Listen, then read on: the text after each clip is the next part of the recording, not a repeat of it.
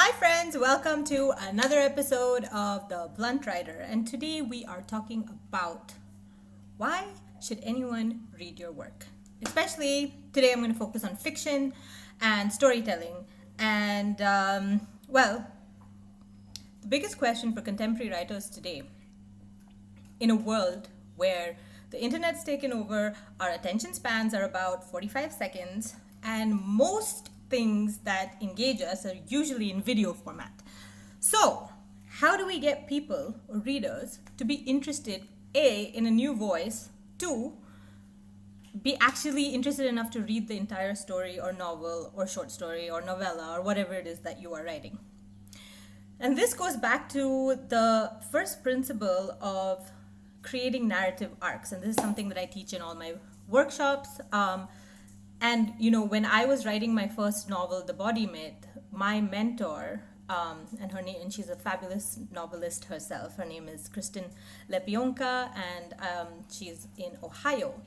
And she, kind of broke down my novel when I was rewriting it, or rather, like editing it massively, into what's your pull in, what's your conflict, and then what's your resolution. And the thing is, these words can kind of be a little bit tricky because when you see, pull in is pretty straightforward. What is the first line or the first paragraph of your story or book or chapter? Because that kind of defines why somebody is going to be invested enough to read. So I don't care if it's whether it's about a cat, a tree, a human being, or space aliens. As a reader, I need a reason to invest, and that better come in the first paragraph. Because we are not in 1876 anymore, where there's no TV, there's no internet, there's no drama in life for us, because you want me to sit down as a reader and focus in and look and read and invest into a story. So you have to tell me why right from the get-go.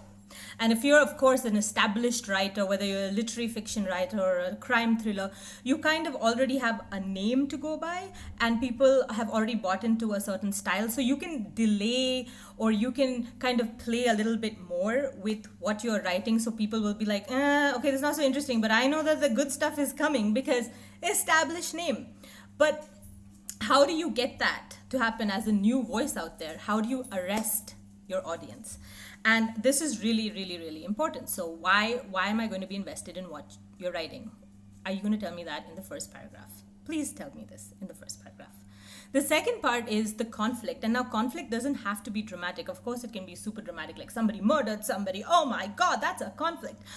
Or it could just be a subtle emotional conflict with identity, or with a relationship, or space aliens invading.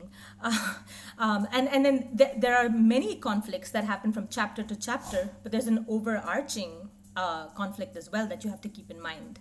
And then we come to the resolution, and resolution does not mean happily ever after, doesn't mean that you put a giant pink bow on it. Resolution just means that as the writer and the reader, they merge together and they realize that this story had reason to be told, and this story will sit with us now, and we'll be comfortable at where it ended, whether or not there is something beautiful about it, sad about it, tragic about it, horrifying about it. We went through the motions with you, and we feel a certain sense of balance or peace with it wherever you left off. And that is true resolution. And that doesn't happen naturally because you have to really, a lot of things have to come together. Your plot, your characters, your themes, and then your voice and your language, they all come together and they merge and create that resolution, which is, again, it's not a mathematical equation that I can put out for you, because that it's within the creative space. So I thought we would look at a few beginnings of some books that I just randomly chose today. So we have Difficult Women by Roxane Gay. I have Ib's Endless Search for Satisfaction by Roshan Ali, who is also a Bangalore-based writer.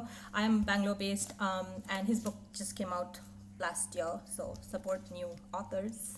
Especially if you're in India, get his book. And then we have Shafak's The 40 Rules of Love, which was an international bestseller. So we'll look at that from a mainstream kind of context. And then we have something called Punachi, which is by Perumal Murugan, who is an amazing Tamil writer, and his themes and writing are so significant in India right now. Most of his work is translated into English, and that's how I access his work. So we will look at something that is translated as well into English. So let's look at Difficult Women by Roxane Gay. And I'm just going to pull out the first short story in this book, and it's called I Will Follow You. And the first paragraph is just like, it's literally one big sentence. So I'm just going to read it out to you. My sister decided we had to go see her estranged husband in Reno. When she told me I was in a mood, I said, what does that have to do with me? Okay, that's the first line. Why am I going to invest in this story? For me personally, we've got two sisters going on here, so that's interesting. And then she wants to go see her estranged husband, that's enough of a thing for me to want to know all about this. What's the dynamic between the sisters? What's this estranged husband? Why does she want to see him again? And, there's already tension with the sister because she's saying, what does that have to do with me? So for me, this is an easy sell. I'm invested in this.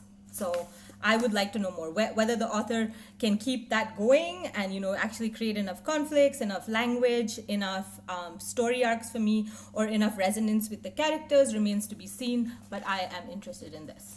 Also, it's Roxane Gay. So, okay. Let's look at something that was an international bestseller, The 40 Rules of Love. And it's a little more subtle. It's more, the energy is a lot slower. Like we just saw Roxane Gay, it's just like bam, bam, bam. Let's just get right into it.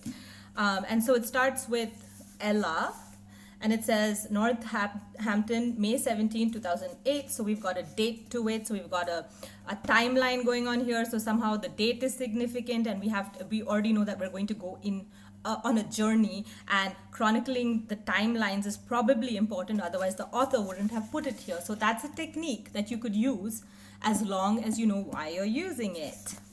And so the first paragraph is, birds were singing outside her kitchen window on that balmy day in spring. For me personally, that's like, it's like why aren't you just getting to it? Why are we talking about balmy day in spring? But like some people love that. So again, subjective. But then it says, the second sentence is, afterward, Ella replayed the scene in her mind so many times that rather than a fragment from the past, it felt like an ongoing moment still happening somewhere out there in the universe. So right off the get-go, we understand that there's something important that happened in Ella's life, a moment or a situation that has been replayed in her mind so many times that it just feels like this is an ongoing present moment. So therefore, for me, that's the investment that I will make, because I want to now know what it is Ella experienced and why it's being replayed in her mind. So again, the author over here has chosen to start with an unidentified experience that seems to be life-shifting or very, very important, and therefore we are very curious to know what that incident is. And then if you go, it actually goes right into the past as to what exactly happened. So your curiosity is kind of fixed, or it starts there. And then if the storyteller can keep you interested with what happened, then there's a lot of things you could do. You could go flash forward, you could flash back in time, but then get back into this moment. So there's so many things that you could do, but the starting is promising the reader something, and that's why I was invested in it. And then we have, lastly, Ibs' Endless Search for Satisfaction by Roshan Ali.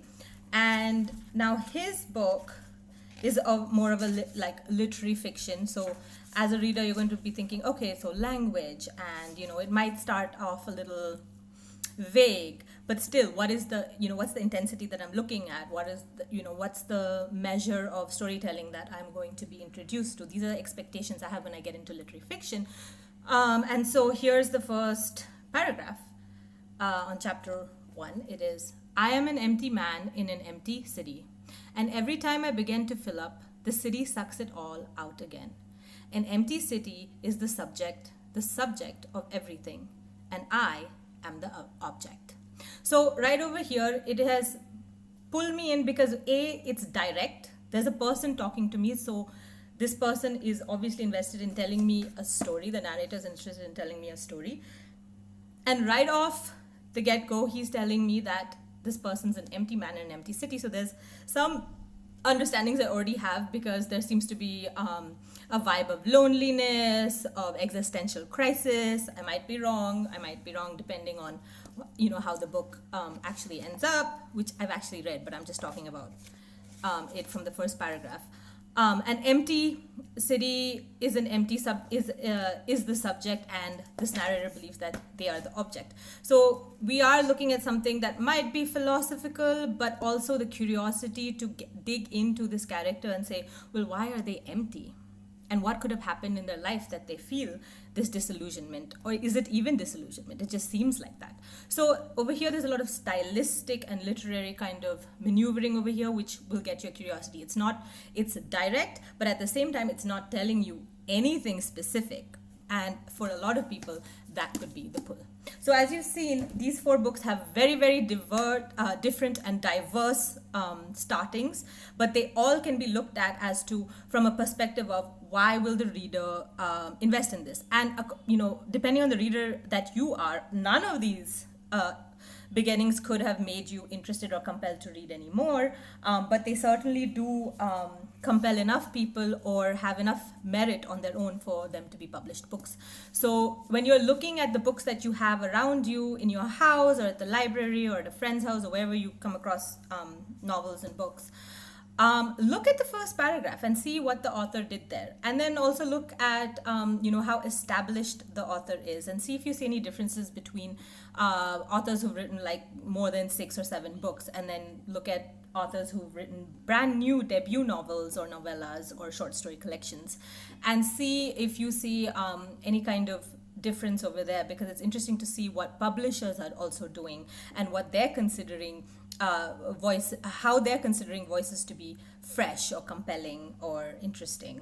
And so that's a practice that I would urge you to do, and then think about very carefully when you're writing, because really, why the fuck am I going to read anything if it's not going to compel me? And that doesn't mean that you're going to satisfy all your readers, but you should think about it too, especially if you're writing to be published. If you're writing to be published, you have to think about your reader. There's no two ways about it.